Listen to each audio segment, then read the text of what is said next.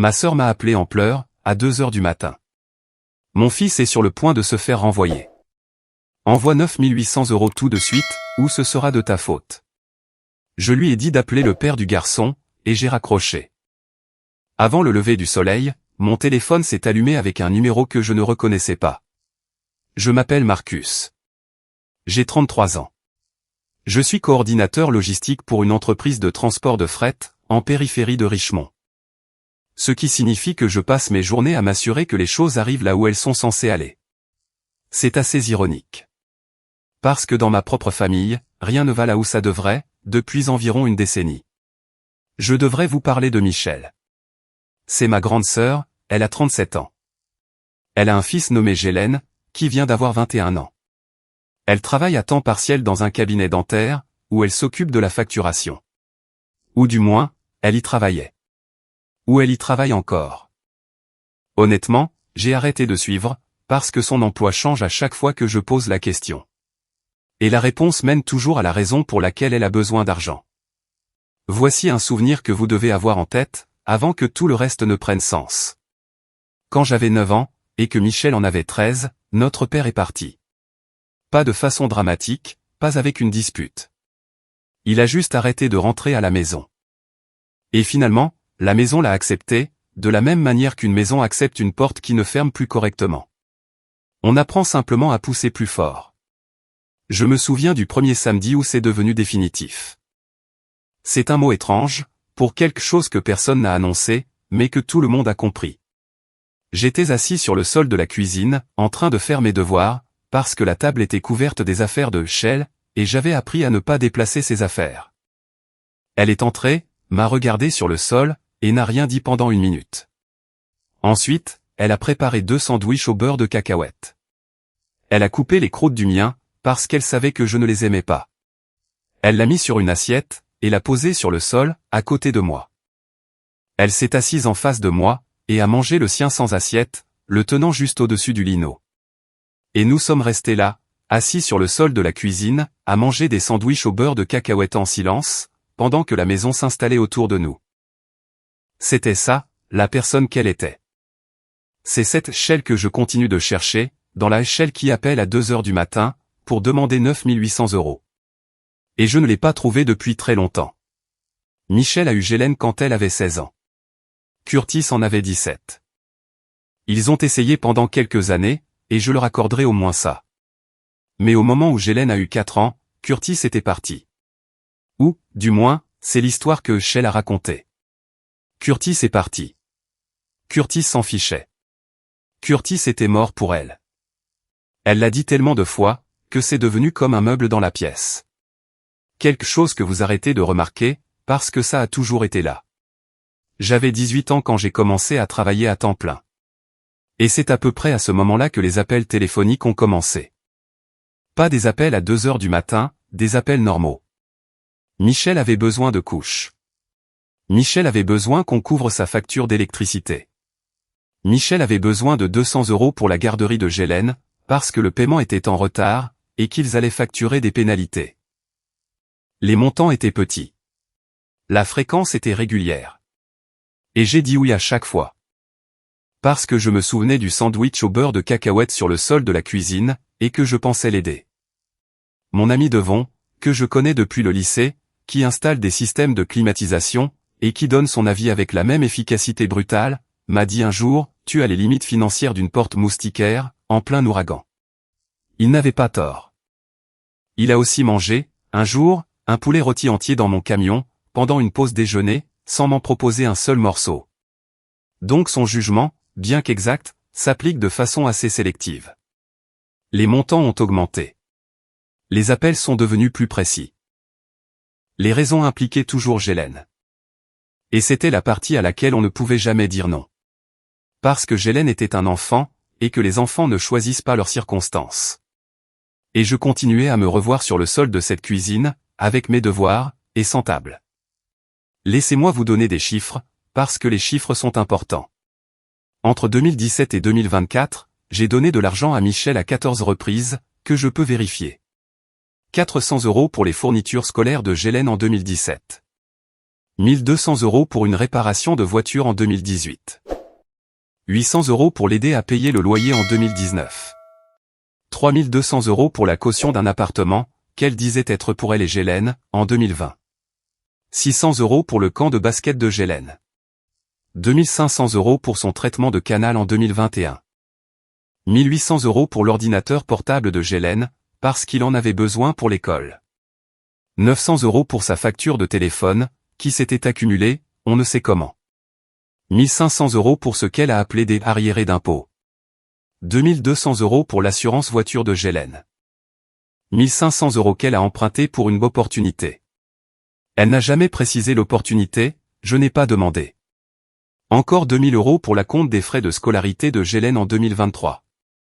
Et divers petits montants. Des billets de 50 et de 100, que j'ai arrêté de compter. Total en espèces, transféré de mon compte à celui de Shell, en 7 ans, 43 600 €. Je connais ce chiffre, parce que j'ai épluché mes relevés bancaires, après l'appel de Curtis. Je me suis assis à la table de ma cuisine à 6 heures du matin, avec un café que j'avais préparé mais auquel je n'avais pas touché. Et j'ai fait défiler des années de transfert. Chacun d'eux avait une date, et une raison. Et ces raisons semblaient toutes réelles à l'époque. Mais maintenant, elles sonnaient comme un script. C'était un script, littéralement. Mais je m'avance encore une fois. Laissez-moi revenir à 2 heures du matin. Le téléphone a sonné. C'était Shell. J'étais au lit. La pièce était plongée dans le noir, à l'exception de l'écran du téléphone, et des chiffres verts de l'horloge du micro-ondes, dans la cuisine. Une horloge que je peux voir depuis mon lit, parce que mon appartement est petit, et que la porte de la chambre ne ferme pas complètement.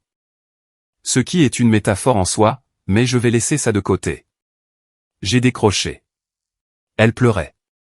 Pas le genre de pleurs lents, qui montent progressivement. Le genre de pleurs qui sont déjà à plein volume, quand vous décrochez. Comme si les pleurs avaient commencé avant que le téléphone ne sonne, et que la sonnerie n'était que les pleurs, cherchant un public. Marcus, c'est Gélène. Il est sur le point de se faire renvoyer. J'ai besoin de 9800 € ce soir. Tout de suite. Si je ne les ai pas d'ici le matin, ce sera de ta faute. Tu comprends? Ce sera de ta faute. Je me suis assis. Les draps sentaient la lessive, et le ventilateur cliquetait. De la façon dont il le fait, quand il est réglé sur la vitesse maximale. Ce cliquetis rythmé, que je trouve habituellement apaisant, mais qui, à ce moment-là, résonnait comme une horloge. J'ai demandé, renvoyer de quoi? Elle a dit, de son programme. C'est tout son avenir. Ils veulent le solde d'ici le matin, ou il est viré. J'ai tout essayé. Tu es le seul qui puisse l'aider. J'ai demandé, as-tu appelé Curtis? 3 secondes de silence. Puis sa voix a changé. Les pleurs ont cessé. Elle est devenue froide et plate, comme un tiroir qui se referme. Curtis n'est pas le père de Gélène. Il l'est, sur le papier, mais il ne fait pas partie de ça. Ne le mêle pas à ça. Alors je ne sais pas quoi te dire. Alors c'est ça? Ton neveu est sur le point de tout perdre, et tu vas raccrocher? Appelle Curtis. Elle a commencé à hurler. J'ai éloigné le téléphone de mon oreille, et je pouvais sentir le son vibrer dans mon poignet. J'ai attendu. Quand elle a fait une pause pour respirer, j'ai dit, je raccroche maintenant. Et c'est ce que j'ai fait. J'ai posé le téléphone, face contre la table de chevet. J'ai regardé le plafond. Le ventilateur cliquetait. Je me suis rallongé. Je n'ai pas dormi. Je suis juste resté allongé là, avec mes bottes toujours au mauvais pied. La pièce était sombre, le téléphone face cachée, avec ce sentiment de quelque chose qui se terminait. Quelque chose pour lequel je n'avais pas encore de mots. En l'espace de 40 minutes, le téléphone a recommencé à vibrer. Pas de Shell. Ma mère, Lorraine. Puis tante Pauline. Puis Michel de nouveau. Puis 2 numéros que je ne reconnaissais pas. Je regardais l'écran s'allumer, puis s'éteindre. S'allumer, puis s'éteindre. Comme un petit battement de cœur mécanique sur la table de chevet. À 5 heures du matin, j'avais 23 appels manqués, et 4 messages vocaux. Je me suis assis sur le bord du lit, et je les ai écoutés. Message vocal 1. Shell, en pleurs, je n'arrive pas à te croire. Mon propre frère. Ton propre neveu. S'il lui arrive quelque chose, je ne te pardonnerai jamais. Jamais. Message vocal 2. Lorraine, ma mère. Sa voix était tendue et prudente. De la façon dont elle devient, quand elle a choisi un camp, mais qu'elle ne veut pas donner l'impression de l'avoir fait. Marcus, chéri, s'il te plaît, appelle ta sœur. Elle est dans tous ses états. Ce n'est pas le moment de faire une déclaration de principe. Aide-la, simplement. S'il te plaît. Message vocal 3. Tante Pauline. Et celui-ci, je m'en souviens mot pour mot. Parce que c'est celui qui m'a fait mettre mes bottes. C'est pour ça que personne ne t'appelle, Marcus. Tu as l'argent. Tu as toujours l'argent. Et tu préfères laisser un enfant souffrir, plutôt que de te comporter en homme. Honte à toi. Je me suis levé. Mes mains tremblaient. Pas de colère. De ce type particulier d'adrénaline, qui vient quand on vous dit que vous êtes le méchant, dans une histoire écrite par quelqu'un d'autre. J'ai préparé du café.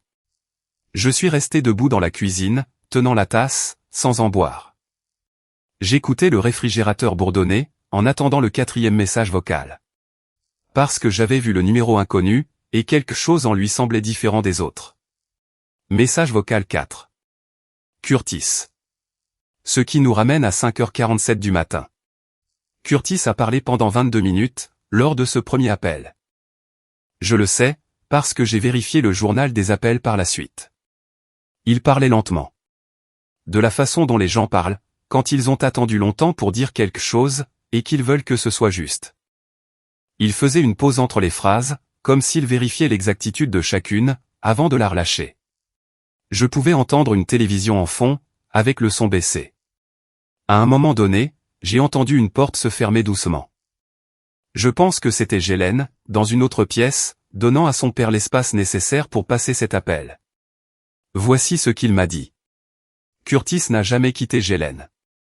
Michel l'a évincé quand Gélène avait 4 ans. Elle lui a dit que s'il essayait de contacter Gélène directement, elle demanderait une ordonnance d'éloignement. Curtis avait 21 ans à l'époque, travaillait dans un magasin de pneus, et gagnait 11,50 € de l'heure. Pas d'avocat, pas d'argent pour en payer un. Et aucune compréhension qu'une menace n'est pas la même chose qu'une ordonnance du tribunal. Il l'a cru. Il a reculé.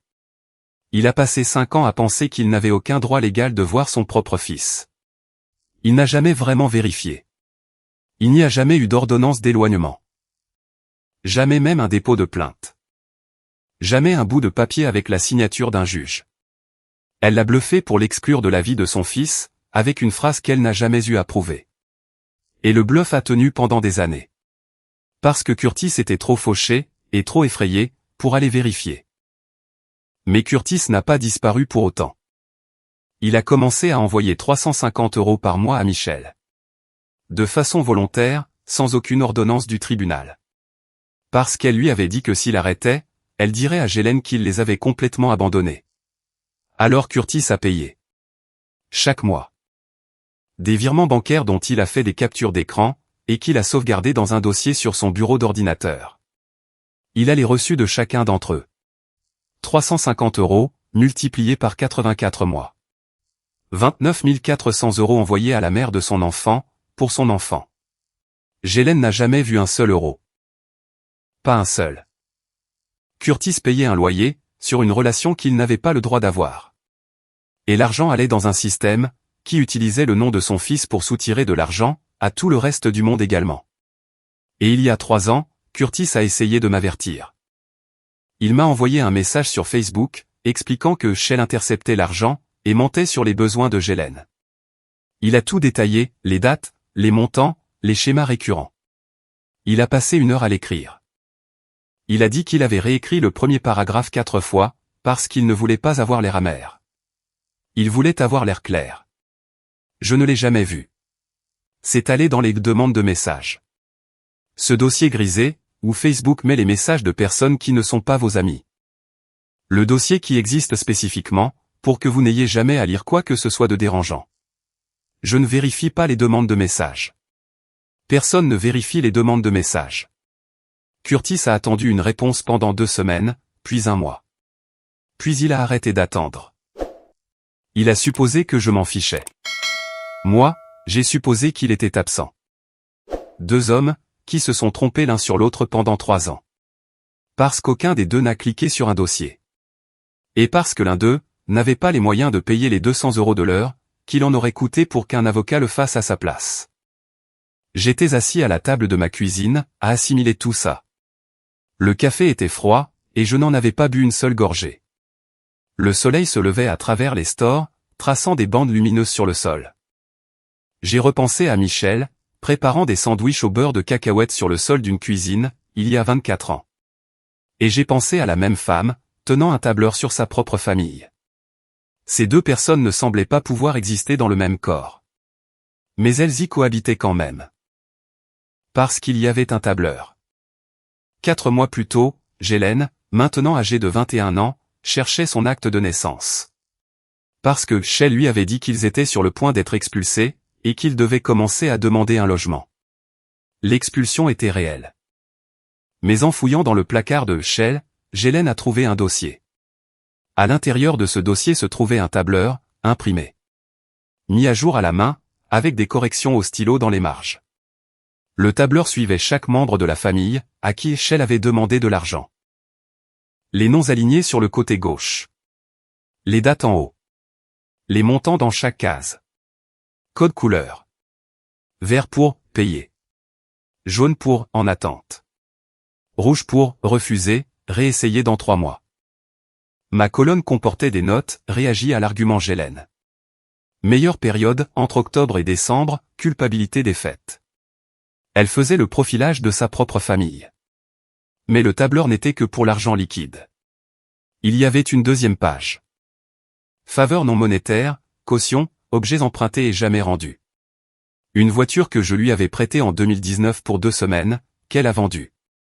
Un dépôt de garantie que j'ai couvert. L'ordinateur portable que j'ai acheté pour Gélène, qui a été mis en gage moins d'1 mois plus tard. Les registres du prêteur sur gage existaient. La carte d'identité de Michel sur chaque transaction. Elle convertissait les cadeaux en espèces. La chaîne en or de ma grand-mère. Un ensemble d'outils que j'avais donné à Gélène, pour son 18e anniversaire. Tous mis en gage. Tous au nom de Michel. Le total réel qu'elle m'a soutiré à moi seul, en espèces et autres, s'élevait à plus de 71 000 € en 7 ans. Mais la chose qui a fait partir Gélène n'était pas le tableur. C'était ce qu'il a trouvé en dessous. Une pile de lettres non ouvertes, envoyées par Curtis. Des cartes d'anniversaire, des cartes de Noël. L'une d'elles contenait encore un billet de 100 €. L'enveloppe était scellée. Certaines remontaient à 5 ans. Curtis écrivait à son fils chaque année. Gélène n'en a jamais reçu une seule. Michel les gardait dans un dossier dans son placard, comme la preuve d'un crime qu'elle avait commis, contre le cœur de son propre enfant. Gélène a tenu une carte d'anniversaire scellée, envoyée par son père. Et quelque chose s'est passé en lui. Quelque chose dont il m'a parlé plus tard dans une lettre, de 3 pages manuscrites. Et la phrase qui me reste en tête est celle-ci, « Je pensais que tu avais arrêté de venir, à cause de moi. » Elle m'a laissé le croire. Il a fait un sac à 3 heures du matin. Il est allé voir Curtis. Un homme à qui il n'avait pas parlé depuis des années. Parce qu'il n'avait littéralement personne d'autre. Et Curtis a ouvert la porte. Pas de questions, pas de conditions. Il l'a juste ouverte. En 4 mois, Gélène a obtenu sa certification en CVC, chauffage, ventilation, climatisation. Il travaille à temps partiel dans une entreprise de fourniture, et gagne 17 € de l'heure. Il étudie pour son examen de compagnon, en utilisant un manuel qu'il a acheté d'occasion pour 34 €, avec un surligneur qui n'a presque plus d'encre. Il paie 300 € de loyer par mois à Curtis. Curtis ne l'a pas demandé. Curtis a essayé de refuser. Gélène a insisté. Il a dit, « J'ai besoin de payer pour l'endroit où je vis. » C'est comme ça que ça marche, quand c'est la vraie vie. Il parlait de bien plus que d'un loyer. Et pendant 2 ans, avant de partir, alors qu'il vivait encore sous le toit de Michel, mangeant de la nourriture achetée avec de l'argent qu'elle soutirait à d'autres personnes, dormant dans une chambre d'une maison qu'elle était en train de perdre. Gélène avait monté son propre dossier. doucement, soigneusement. De la façon dont on monte un dossier, quand la personne que vous documentez dort à 6 mètres de là, et que vous pouvez entendre ses conversations téléphoniques à travers le mur. Des captures d'écran de SMS, où Shell racontait différentes histoires à différents membres de la famille, pour la même urgence. Des photos de reçus de prêteurs sur gage, qu'elle laissait dans son sac à main. Un journal manuscrit, documentant chaque mensonge sur lequel il l'avait prise en flagrant délit. Daté, décrit, avec les mots spécifiques qu'elle avait utilisés écrits entre guillemets. Parce qu'il avait compris, même à 19 ans, que les mots exacts ont de l'importance. Il a commencé ce journal à 19 ans. Après qu'elle lui ait dit que son fonds d'études n'avait jamais existé. Il y avait eu un fonds d'études. Ma grand-mère et moi l'avions mis en place quand Gélène avait 12 ans. 6200 €. Michel l'a vidé en 2021. Mais la façon dont elle a dit « n'a jamais existé », avec un petit haussement d'épaule, comme si la question était idiote. Quelque chose dans son ton semblait répéter. Gélène ne l'a pas défié. Il est allé dans sa chambre, a écrit la date dans un carnet de composition, et en dessous, il a écrit « Elle a menti au sujet du fonds d'études ». Je pouvais l'entendre dans sa voix. C'était la première entrée. Il y a plus de 200 pages après ça. Ce gamin, que Shell n'arrêtait pas de présenter comme impuissant, était la personne la plus méticuleuse de toute la famille. Après l'appel de Curtis, j'ai passé 3 jours dans un état que je ne peux décrire que comme très immobile. Je suis allé au travail. J'ai pris le même itinéraire. Je me suis garé à la même place.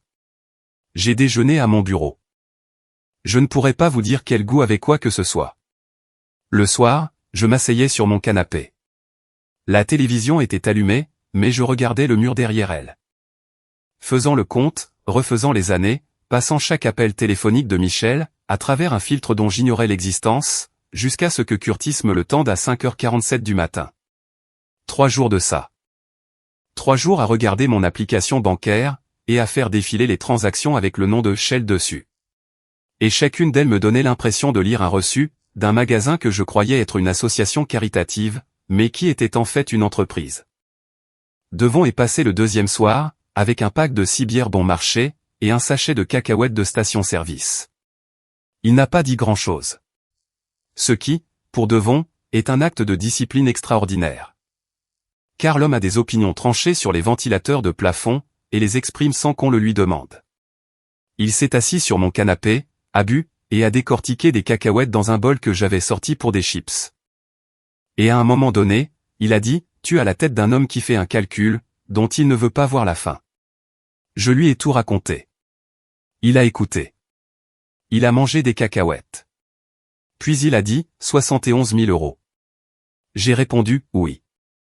Il a pris une longue gorgée de sa bière, a regardé le plafond, et a dit, pour 71 000 €, elle aurait au moins pu mettre en gage quelque chose que je ne remarquerais pas, il faisait une blague.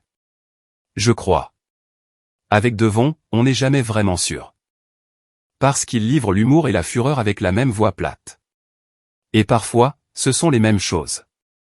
J'ai rappelé Curtis le 3e jour. Je lui ai dit que je voulais voir le dossier. Que je voulais voir le tableur. Que je voulais voir Gélène. Une part de moi avait peur de voir Gélène. Une part de moi avait peur qu'il me regarde, de la façon dont on regarde quelqu'un qui aurait dû savoir, mais qui n'a rien vu. Et une petite part de moi, la part dont on ne parle pas, avait peur que voir Gélène, signifiait accepter que j'avais passé 7 ans à financer la cage dans laquelle il avait grandi. Nous nous sommes retrouvés dans un dîner, à la sortie de la route 1. Des banquettes en vinyle, du café dans ces lourdes tasses en céramique, avec une tache brune qui ne part jamais. Le genre d'endroit où la serveuse appelle tout le monde mon chou, et vous resserre du café sans demander. Gélène était plus grand que dans mes souvenirs, et plus mince. Et il avait une poignée de main, trop ferme pour un jeune de 21 ans. Le genre de fermeté qui vient, quand on s'exerce à avoir une confiance, qu'on ne ressent pas encore tout à fait. Il portait un polo de travail de l'entreprise de fourniture, avec un badge où il était écrit « J'ai ». Ses mains avaient ce genre de rugosité sèche, qui vient du fait de manipuler des raccords en cuivre toute la journée. Curtis était assis à côté de lui. Calme. Présent. Solide dans la banquette. Le genre de présence qui ne compte vraiment, que lorsque vous savez combien de temps l'absence a duré. Gélène m'a montré le journal. Je ne l'ai pas lu sur place. Il m'a donné une copie.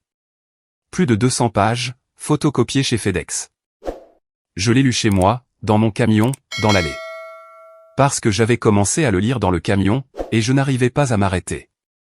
Et au moment où j'ai levé les yeux, le soleil était derrière les arbres. J'étais assis là depuis 40 minutes, le moteur avait été éteint tout du long, il faisait froid dans la cabine. Mes mains étaient raides sur les pages. Et je n'avais même pas tendu la main vers la clé de contact. J'ai envoyé le tableur à toutes les personnes qui y étaient nommées. Pas de lettre d'accompagnement, pas d'explication. Juste le document, dans 14 enveloppes. Le même mardi, je me suis tenu au guichet du bureau de poste. La femme derrière la vitre m'a demandé si j'avais besoin d'un suivi pour l'un d'entre eux. J'ai répondu, non. Certains courriers n'ont pas besoin d'être suivis. Ils ont juste besoin d'être envoyés. Mon téléphone a sonné 11 fois ce jour-là. Chaque appel était un membre de la famille différent, en train de digérer sa propre colonne. Certains étaient calmes, d'autres étaient en colère. Mon cousin Terence, qui figure sur le tableur pour 2400 € sur 3 urgences, a appelé et a dit un seul mot. Waouh. Puis il a raccroché. C'était tout l'appel. Michel a découvert que Gélène vivait avec Curtis, quand elle a conduit jusqu'à son campus. Le conseiller d'orientation lui a dit qu'il avait déménagé il y a des mois. Elle m'a appelé. Pas en pleurant, cette fois. En hurlant. Le genre de hurlement qui ne laisse aucun espace entre les mots. Tu as monté mon fils contre moi. Toi et Curtis, vous l'avez empoisonné. J'ai attendu qu'elle reprenne son souffle. Puis j'ai dit, il est parti de son propre chef. Il a trouvé le dossier. Le mot au dossier l'a arrêté net. 3 secondes de silence complet. Pas le silence de quelqu'un qui réfléchit. Le silence de quelqu'un qui se fait prendre. Elle savait exactement de quel dossier il s'agissait. Elle savait exactement ce qu'il contenait. Et dans ces 3 secondes, elle a calculé que je le savais aussi. Puis elle a raccroché. Elle a redoublé d'efforts. Dans les 48 heures, elle m'a qualifié d'égoïste, auprès de chaque membre de la famille prêt à l'écouter. Elle a qualifié Curtis de bon à rien, qu'il avait le cerveau de Gélène. Elle a dit à Gélène, qu'il reviendrait en rampant, quand Curtis en aurait marre de jouer au papa. Elle a lancé une conversation de groupe avec la famille élargie, me traitant de manipulateur, qui empoisonnait Gélène contre sa propre mère, pour attirer l'attention. Chaque message a été capturé, par quelqu'un, et m'a été transféré. Elle montait un dossier contre elle-même, avec chaque message qu'elle envoyait. Mais elle ne pouvait pas s'arrêter. Car s'arrêter, aurait signifié s'asseoir en silence face à ce qu'elle avait fait. Et Shell n'a jamais été capable de s'asseoir en silence, face à quoi que ce soit. Ensuite, elle a essayé quelque chose de nouveau. Elle a dit à la famille, je lui devais 5000 €, depuis des années. Elle a affirmé qu'elle me les avait prêtés en 2020, et que je n'avais jamais remboursé. Elle avait une capture d'écran Venmo pour le prouver. Elle l'a envoyée à tout le monde. La capture d'écran montrait un transfert de 5000 € de son compte au mien, daté de mars 2020. Avec une note indiquant, prêt pour Marcus, il me remboursera. J'ai sorti mes véritables relevés bancaires. Chaque relevé de 2020. Chaque transaction. Aucun transfert de ce type n'a jamais existé. Ni de Venmo, ni d'aucune autre source. Ces 5000 € n'avaient jamais existé. Devon, à qui j'avais montré la capture d'écran, l'a regardé pendant environ 30 secondes et a dit, la police de la date n'est pas la bonne. Elle a utilisé du Calibri. Venmo utilise de l'Helvetica. Personne n'utilise du Calibri pour commettre une fraude. Et un peu d'amour-propre. Je ne pense pas qu'il plaisantait. Avec Devon, la frontière entre l'analyse médico-légale et l'insulte personnelle est extrêmement mince. Et il marche sur ce fil, tous les jours. J'ai envoyé mes relevés bancaires, sur le même groupe de discussion familiale que Shell avait utilisé pour mener sa campagne contre moi. Aucun commentaire. Juste les relevés. Les mois où elle prétendait que le transfert avait eu lieu, propre, vide de son argent. La fausse capture d'écran. Posée à côté des vrais relevés, a été le dernier mur à tomber. Chaque personne qui accordait encore le bénéfice du doute à Shell, l'a vu fabriquer des preuves en temps réel. Elle ne se contentait pas de mentir au sujet de l'argent. Elle fabriquait des preuves. Et une fois que vous fabriquez des preuves, chaque affirmation précédente devient suspecte. Chaque urgence. Chaque montant. Chaque larme. Tante Pauline, la femme qui m'avait qualifié de sans cœur à 2 heures du matin. La femme qui m'avait dit, c'est pour ça que personne ne t'appelle. Elle a posté dans le groupe de la famille, 3 jours après que la fausse capture d'écran a été exposée. Elle a écrit, j'ai donné 18 000 € à Michel en 4 ans. Je suis en retard sur les paiements de ma propre voiture, à cause de ça. J'en ai fini. Je suis désolé, Marcus. J'aurais dû poser des questions, avant de te demander de faire des chèques. Pauline m'a appelé ce soir-là. Elle n'était pas en colère contre moi. Elle était en colère contre elle-même. Elle m'a dit qu'elle donnait de l'argent à Michel, chaque fois que Michel appelait pour une urgence concernant Gélène. De la même façon que moi. La même urgence. La même culpabilité. La même phrase, si tu n'aides pas, ce sera de ta faute.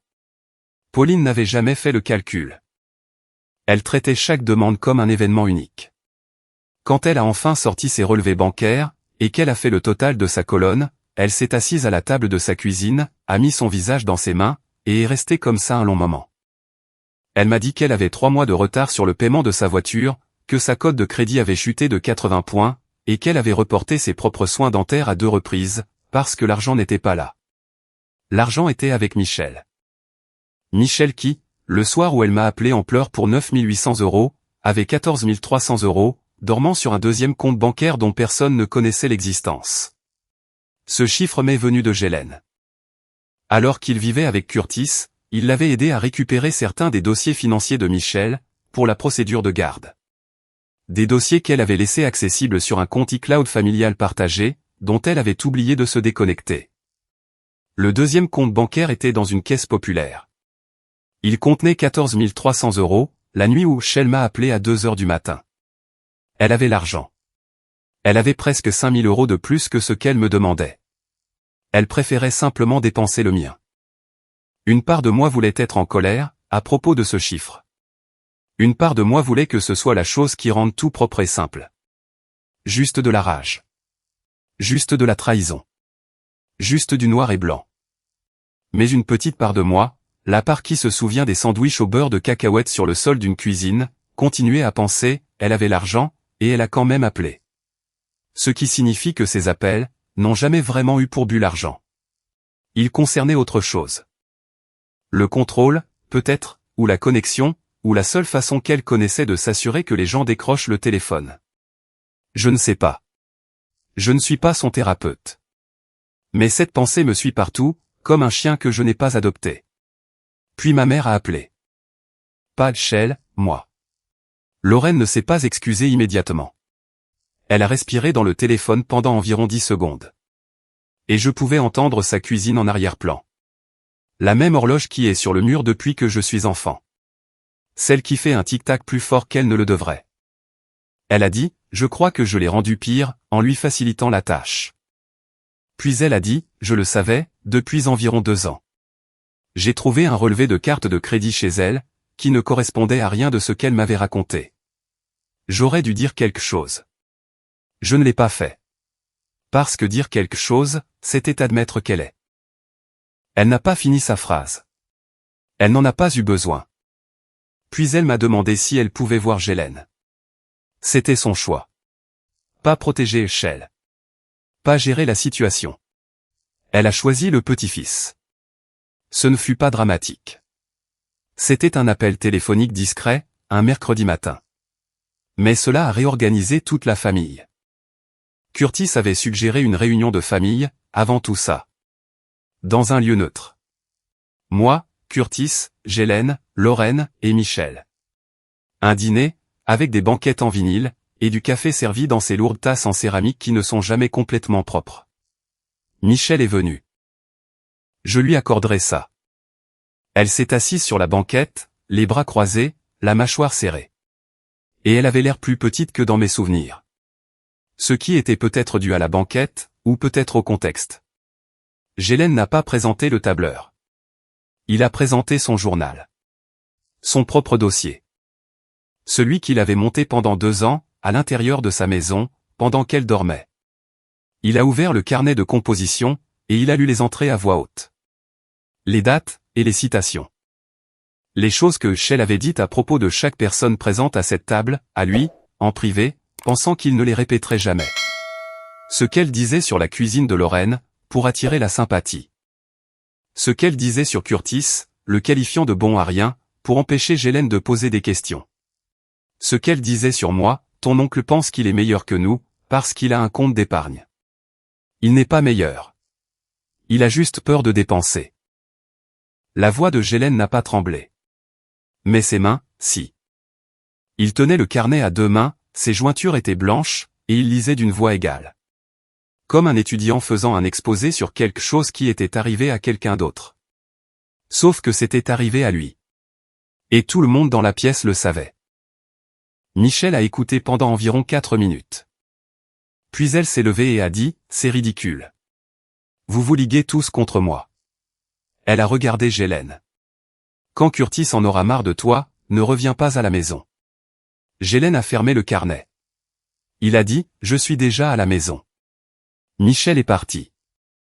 La cloche de la porte du dîner a sonné une seule fois. Lorraine pleurait silencieusement dans une serviette en papier. Curtis regardait la table. Je tenais ma tasse de café, elle était vide. Elle était vide depuis 20 minutes. Et je la tenais, parce que je ne savais pas quoi faire de mes mains. Sans l'argent qui rentrait à flot, Michel ne pouvait pas couvrir l'hypothèque sur laquelle elle était déjà en retard. L'expulsion, pour laquelle Ghislaine cherchait son acte de naissance, a bel et bien eu lieu. La maison dans laquelle elle avait élevé Ghislaine. La maison pour laquelle j'avais aidé à verser un acompte, il y a 6 ans, pour 1500 €. Un acompte qui est sur le tableur, en vert, parce qu'elle le comptait comme payé. Cette maison est revenue à la banque. Elle a emménagé avec une collègue du cabinet dentaire. Je suis passé devant la maison, une seule fois, environ 3 semaines après. La pelouse commençait déjà à se détériorer. Des pissenlits poussaient sur l'allée devant la maison. Une boîte à clés sur la porte. Un panneau d'agent immobilier, penché dans la cour, comme s'il était fatigué d'être debout. Curtis a déposé une demande officielle de reconnaissance de garde. Non pas pour prendre quoi que ce soit à Michel. Ghislaine avait 21 ans, donc il ne s'agissait pas de garde au sens traditionnel du terme. Il s'agissait de documentation. De rendre officiel sur papier, ce qui était déjà vrai dans cet appartement de 2 chambres, Ghislaine vit avec son père. Le dépôt a été validé sans contestation, parce que Shell ne s'est pas présenté à l'audience. Le greffier a appelé son nom à 2 reprises, dans le couloir à l'extérieur de la salle d'audience. Le silence, les 2 fois. Ghislaine m'a raconté plus tard, que Curtis s'était assis dans le couloir du tribunal après l'audience, et n'avait rien dit pendant environ 5 minutes. Il s'était simplement assis sur un banc en bois, les mains sur les genoux. Ghislaine s'est assis à côté de lui. Le couloir sentait la cire pour parquet, et le vieux café d'un distributeur automatique, près des ascenseurs.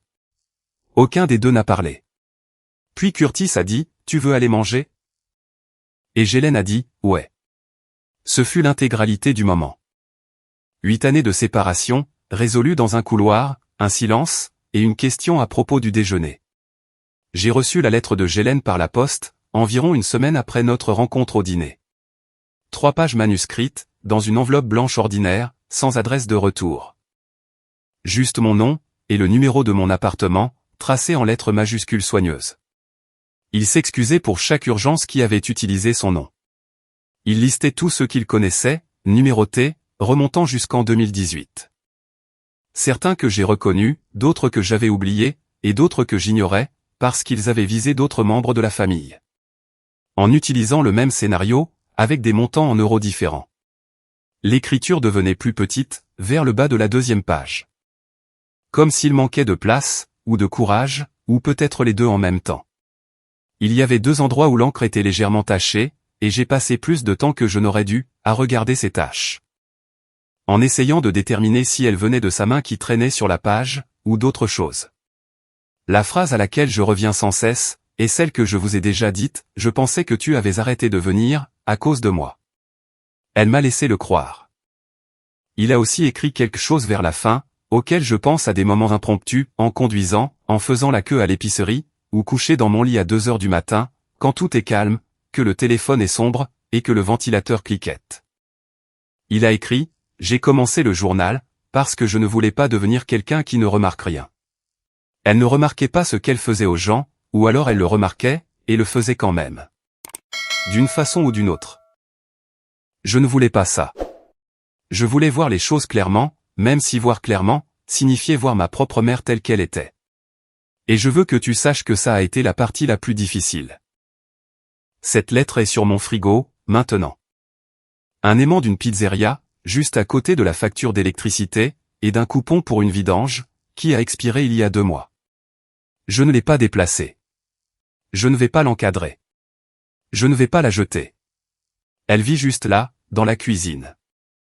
Là où la lumière la frappe le matin, quand je fais mon café. 2 mois après tout ça, un samedi après-midi, sans rien de particulier de prévu, je me suis arrêté dans une quincaillerie, parce que j'avais besoin de rondelles pour un robinet qui fuyait dans ma salle de bain. Allez 7. J'ai tourné au coin, avec un sac en plastique de rondelles dans la main. Et ils étaient là. Curtis et Gélène, debout devant le présentoir d'outils électriques. Gélène tenait une perceuse Milwaukee, la tournant dans ses mains. Vérifiant le poids, et la prise en main, de la façon dont on vérifie un outil, quand on a récemment appris que le poids a de l'importance. Curtis pointait du doigt une DeWalt sur l'étagère, et disait quelque chose à propos du couple de serrage, que je n'entendais pas très bien, à 6 mètres de distance. Gélène secouait la tête. Curtis pointait à nouveau, avec plus d'insistance. Gélène répondait quelque chose, et Curtis levait les mains, dans le geste universel de « Très bien, c'est ton argent, c'est ton choix ». Ils ne m'ont pas vu. Je me suis tenu au bout de l'allée, tenant mon sac de rondelles, et regardant un père et son fils se disputer sur des marques de perceuse.